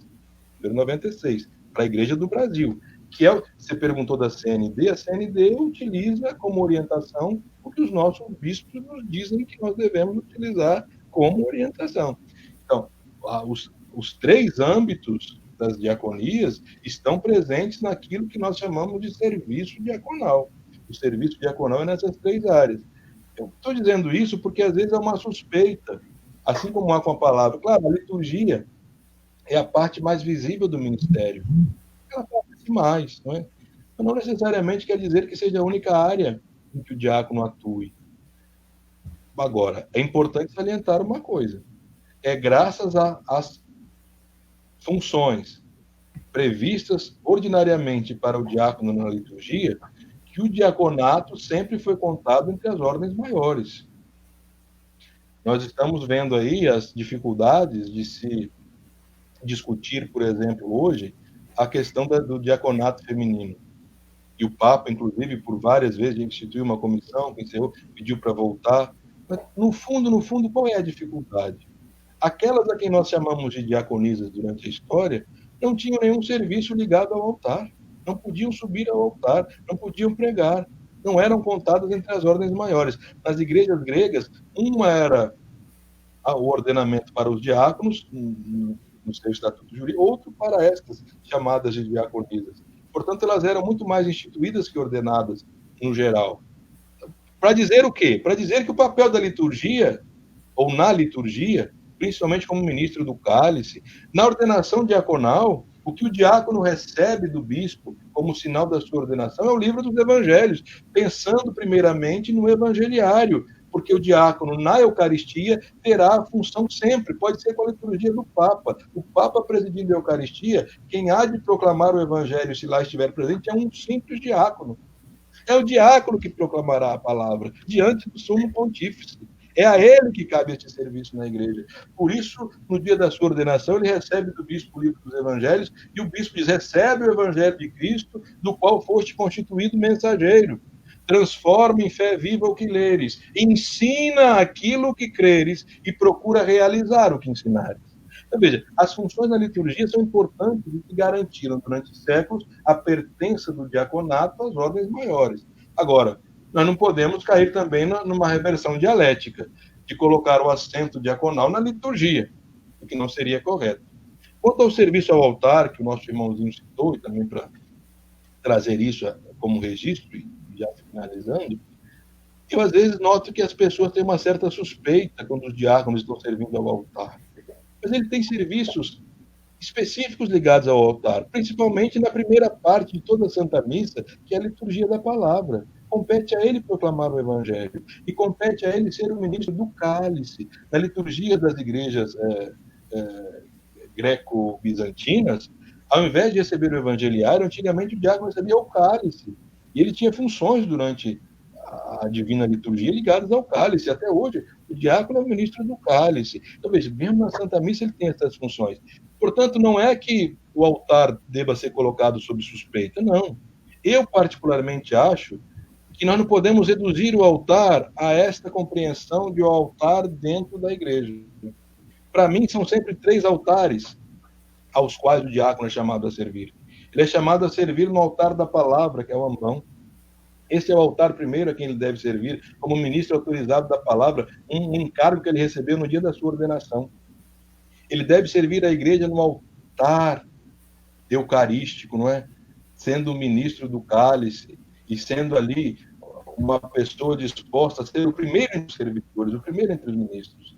E mais importante, ele deve servir ao Cristo que ele serviu no altar da palavra, no altar eucarístico, no altar dos pobres. A carne dos pobres é a carne de Cristo. Portanto, lá também há um altar a quem o diácono é chamado a servir. Servir a Cristo no altar dos pobres. Portanto, ele não deve ser tirado do altar. Ele deve ser instado a não achar que servir ao altar é ser um jarro, não é? É ficar lá do lado do altar eucarístico, como se aquilo fosse o único serviço que ele é capaz de fazer. Não, não é. É o altar da palavra, é o altar eucarístico e, sobretudo, saindo da celebração, o altar dos pobres. A palavra conduz à liturgia, e a liturgia conduz à vida, a servir a Cristo no altar dos pobres. Esta é a missão do diácono, a missão de hoje e de sempre, de uma igreja em saída, como gosta de dizer o Papa Francisco, porque está mais inserido no mundo, é lá que o diácono é chamado a exercer essa tripla diaconia, é lá que ele deve evangelizar, e é lá que ele deve servir a Jesus, no altar da palavra, no altar eucarístico, quando o padre lá estiver, e sempre, independentemente de quem lá estiver, no altar dos pobres. Cristo pode ser servido no altar dos pobres sempre. Sempre. E essa talvez seja a grande e importante missão de hoje e sempre dos diáconos, servir a Cristo no altar da carne dos pobres. Maravilha, não é?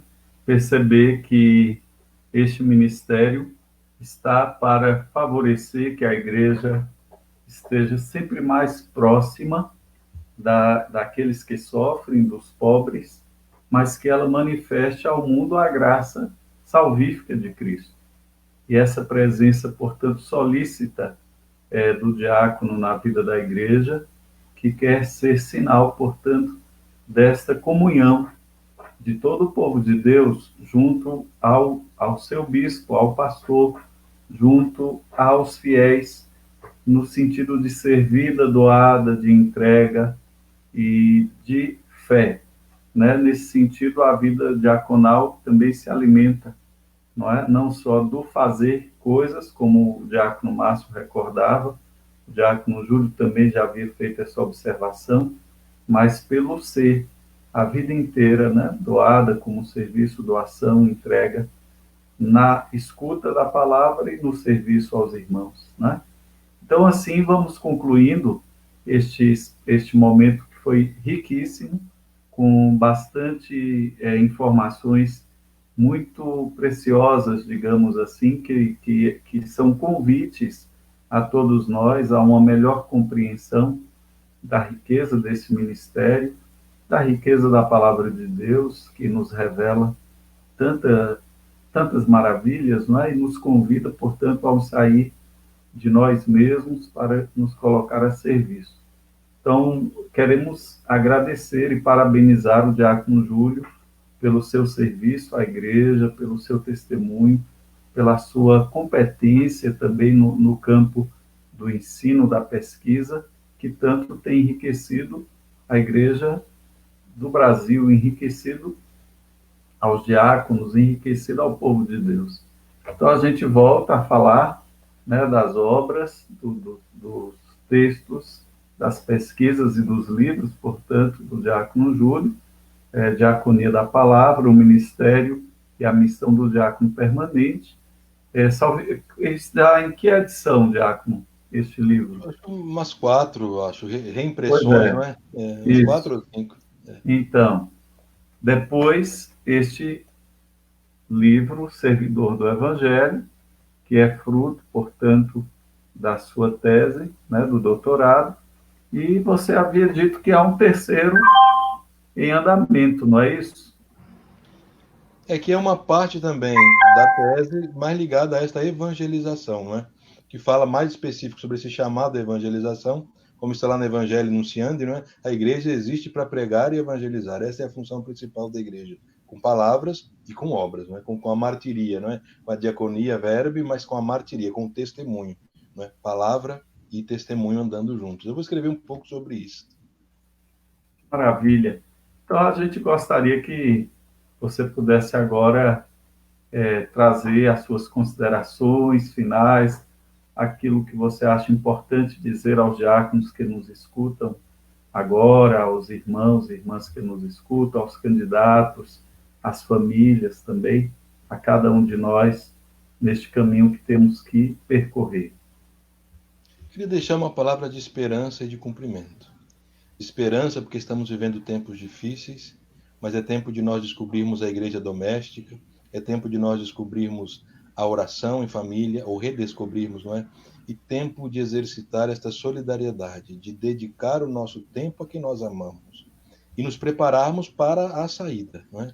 Esperança de que tudo isso vai passar, tudo isso, o pior, não é? Já estamos deixando para trás, e na força do ressuscitado também nós experimentaremos a nossa Páscoa, não é? Para tempos melhores. Que os diáconos não percam jamais a esperança, que continuem sendo esses servos da palavra, da liturgia e da caridade. A igreja deve muito aos diáconos, é um serviço muito importante para a igreja. E mesmo que talvez alguém do seu lado não tenha ainda percebido a importância desse serviço, Deus percebeu. Jesus, como seu primeiro serviço, exerce o serviço diaconal. Ele é o diácono do Pai, o enviado do Pai, o apóstolo do Pai. E é em Cristo que nós buscamos força e conseguimos força para vencer todas as tribulações. Isso tudo há de passar, e os diáconos, cada vez mais, serão sinais daquilo que o Papa diz, para uma igreja pobre, para os pobres em saída. São eles os primeiros evangelizadores, porque conhecem de dentro as vicissitudes da vida. E para finalizar, eu queria deixar uma bênção para todos aqueles que têm nos acompanhado. Eu agradeço os que nos acompanharam com paciência, diáconos, presbíteros, leigos, esses todos que estiveram conosco. E gostaria de deixar, então, esta bênção, pedindo e fortalecendo, né, o espírito dos diáconos para a sua importante missão na igreja. O Senhor esteja convosco, Ele está no meio de nós. O Senhor vos abençoe e vos guarde. O Senhor esteja à vossa frente para vos guiar, atrás de vós para vos proteger, sobre vós para vos iluminar e dentro de vós para vos fortalecer, e ao vosso lado para vos defender. Ele, que é Pai e Filho e Espírito Santo. Amém. Amém. Obrigado a todos. Então, agradecemos mais uma vez ao diácono Júlio. Um grande abraço para sua esposa, Neia. Que a paz e o amor de Deus permaneçam também com vocês. Agradecemos a cada um dos irmãos que nos acompanharam com os seus comentários. Eu não tive como ler cada um deles. Depois o diácono Júlio vai poder também ver, responder na sua página. Quero convidá-los para que possam se inscrever no nosso canal no YouTube, nos Caminhos da Fé, para ser este espaço de evangelização, anúncio, reflexão, de trazer as riquezas da nossa igreja e de partilhar com todos aqui nesse caminho das redes sociais. Então, você pode também se inscrever lá nos Caminhos da Fé. Agradecemos a participação de todos e quero convidá-los amanhã, às 20 horas, a nos encontrar, e teremos um diálogo amanhã com a irmã Petra, que é a coordenadora nacional da Pastoral Carcerária. E com ela vai participar também o diácono Genildo Galdino, aqui da Arquidiocese de Vitória da Conquista, falando um pouco da experiência que realizam e dos desafios junto aos irmãos que estão encarcerados. Um grande abraço a todos, que Deus os abençoe, tenhamos uma boa noite, uma abençoada semana. Fiquem com Deus, um grande abraço e até amanhã, se Deus quiser.